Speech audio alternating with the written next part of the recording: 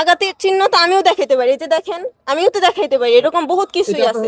আমাদের মানে বাবার কবরটা নিয়ে দ্বন্দ্ব, কোনো জায়গায় আমার ভাইরে নিয়েও না, কোনো জায়গায় তার বিয়ে নিয়েও না। আচ্ছা 2 বছর ধরে বিয়ে হয়েছে, আপনার এতদিন পরে কেন প্রকাশ্যে আসলো? 2 বছর ধরে বিয়ে হয়েছে, সে জমিটা বিক্রি করার পরে আমরা আমাদের সাথে মোটামুটি ভাবে মানে কথা কাটাকাটি হয়েছে, বাট এখন এমন পর্যায়ে আসছি যে সে আমার ভাই, আমার কাকা তো ভাইদের নামে মামলা দিছে।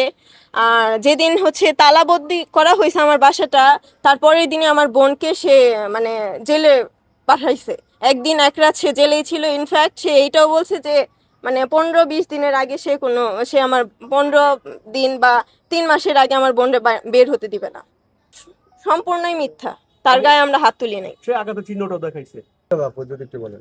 এইখানে হচ্ছে আমার বোনকে যখন ধরে নিতেছিল, আমি হচ্ছে আমার বোনের সামনে ছিলাম, আমি যে আমাদের রাস্তার মাঝখানে পড়ে গেছিলাম, আমার মা চুলে মুঠি ধরে আমাকে হচ্ছে সাইডে আনছে। আপনি কি মার পেটে হয়েছিলেন? জি, এই মায়ের পেটেই হয়েছে। তাহলে আপনাকে কিভাবে আঘাত করলেন?